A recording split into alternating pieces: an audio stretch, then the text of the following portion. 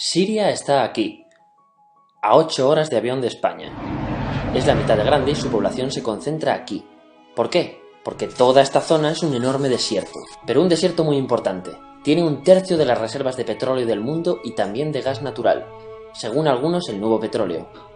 Para sacarlo de aquí y llevarlo a Europa, hay que rodear toda esta península y salir por el canal de Suez. Como te puedes imaginar, aquí te cobran. Pero hay otra manera más fácil, la línea recta. El que controle estas tuberías las puede abrir y cerrar, como un grifo. Si no pagas, no hay petróleo, ni gas. Esta región es la polla. La civilización en el planeta empieza en 3 sitios y este es uno de ellos. Mesopotamia, aquí. Sumer, que te sonará menos, pero es el puto inicio de todo. Aquí también. ¿Recuerdas la Torre de Babel de la Biblia? La hicieron estos tíos. Egipto, aquí. Siempre ha sido un punto de contacto entre Oriente y Occidente, dando a Asia salida al Mediterráneo. Quizá por eso aquí nacen las principales religiones monoteístas, el judaísmo, el cristianismo y el islam. El islam es el último que llega y de hecho acoge a las 2 anteriores. Adán, Noé, Moisés, Jesucristo son considerados profetas islámicos. Bueno, al grano. Como la zona es la hostia, todos han querido controlarla y siempre ha estado dentro de algún imperio. Persas, griegos, los romanos. El imperio romano termina partiéndose en 2, y finalmente solo sobrevive esto. Ahora es cuando la última religión monoteísta, el Islam, construye su propio imperio. ¿Te acuerdas de las cruzadas? Bueno, pues son los europeos cristianos intentando recuperar esta zona de la que estamos hablando. Los últimos en llegar son los turcos, que ojo, no vienen de Turquía, sino de a tomar por culo en Asia, junto con Gengis Khan. Lo conquistan todo y fundan el Imperio Otomano. El Imperio Otomano se queda ahí hasta la Primera Guerra Mundial, 600 años. Cuando acaba la Primera Guerra Mundial, aparecen pequeños países donde antes estaba el Imperio Otomano, y por primera vez vemos a Siria en un mapa. Hasta ahora la habíamos dibujado para no perdernos. ¿Y quién se inventa esos países? Lo que te voy a contar es alto secreto. Bueno, lo era en 1916. Este súper secreto se llama Acuerdo de Sykes-Picot. Los franceses y los ingleses no podían derrotar solos al Imperio Otomano. Solo podían si les apoyaba la gente que vivía dentro, en su mayoría árabes. ¿Cómo se los ganaron? Pues les prometieron la Gran Arabia, un país solo para ellos. El único problema es que era un timo. Antes de seguir, recuerda una cosa. Los árabes son un pueblo, pero no una religión. O sea, un árabe puede ser musulmán, puede ser cristiano, y antes del Islam parece que hubo tribus árabes con tradiciones judías. Bueno, pues a los árabes no les dieron ese único país que les habían prometido. En su lugar, franceses y británicos crearon muchos países pequeños. Estos países, obviamente, no eran países de verdad, sino zonas bajo su control con gobernantes puestos por ellos. Durante este tiempo hacen lo que quieren con la zona. Recuerda que hay petróleo. Siria, aunque no tiene grandes reservas, tiene fácil salida al mar, y Francia, que es la que se ha quedado con Siria, se lo da a compañías extranjeras. Después de la Segunda Guerra Mundial, los europeos se van. En el caso de Siria, son echados a patadas. Pero antes de irse, crean otro estado, Israel. No es el momento de hablar de ello, pero es un estado muy polémico que sus vecinos no reconocen. La prueba es que nada más irse los británicos, todos estos estados lo atacan. La zona, a partir de ahora, va a ser una puta bomba de relojería. ¿Y mientras qué pasa en Siria? Bueno, pues no es muy estable. Tiene golpes de estado constantes. En esa época aparece en Siria una ideología que se hace con el control y se expande por el mundo árabe, el Ba'ath. Esta ideología mezcla el antiguo sueño de una sola nación árabe con ideas socialistas. Y algo muy importante, es laica, o sea que no es religiosa. Siria se llega a unir con Egipto, un país con el que no tiene frontera. Pero no es algo raro, muchos de estos países intentan hacerlo también. Como recordarás, a esta gente se le había prometido un solo país y las ganas las seguían teniendo. Pero la unión falla. En este tiempo Egipto les convence para nacionalizar el petróleo. En Siria, Al-Assad, el padre del Assad de ahora, se convierte en jefe del estado Ba'ath. En Irak, también Ba'ath, comienza a ganar fuerza Saddam Hussein.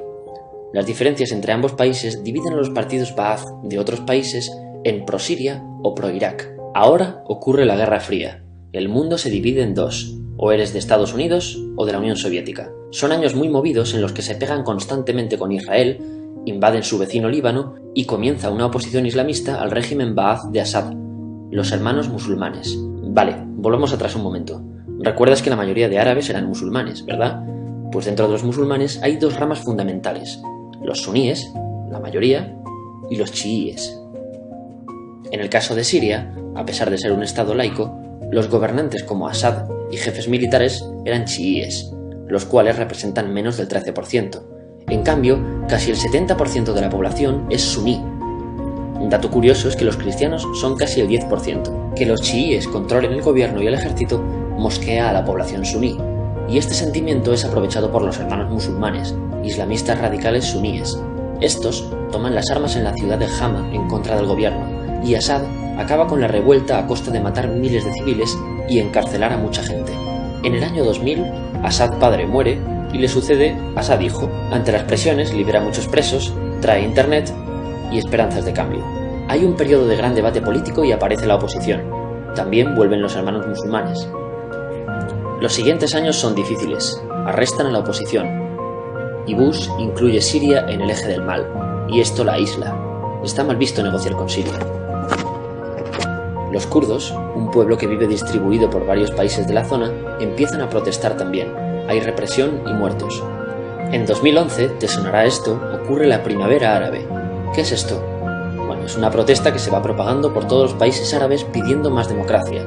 Como ves, el mundo árabe, a pesar de estar dividido en países, tiene tendencias generales. Cuando llega a Siria, Assad hijo termina usando el ejército y en los enfrentamientos mueren unas 1000 personas.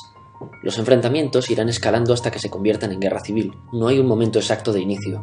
Lo importante es que hoy en día hay numerosas facciones en juego. Vamos a verlas. Pero primero piensa en que todo está dividido entre chiíes, la minoría, y suníes, la mayoría. Chiíes y además laicos, o sea no religiosos, son el gobierno de Al-Assad. Controla todo esto, que si recuerdas son básicamente las zonas chiíes del país.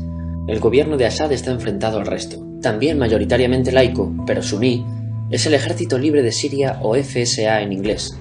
Junto con el Frente Islámico, que es religioso, y otros 70 y pico grupos más, forman una coalición que la prensa llama simplemente la oposición.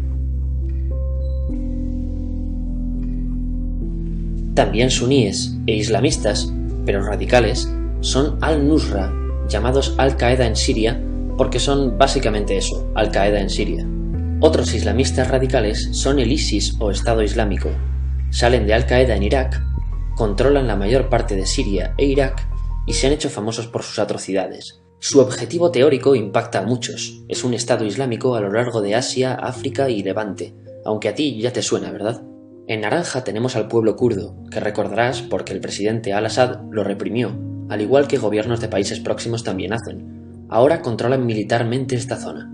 Antes de terminar, repasemos los apoyos internacionales a fecha de octubre de 2015. Las fuerzas de Al-Assad son apoyadas por Rusia, que ya tenía base militar en el país antes del conflicto, por Irán y por China. Todos son países de lo que Europa llama Oriente.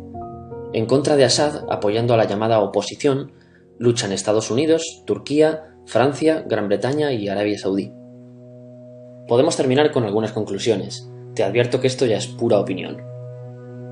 Si recapitulamos, vemos que la región es estratégica. Por su situación privilegiada, todos la quieren. Siria siempre ha estado bajo el paraguas de grandes imperios.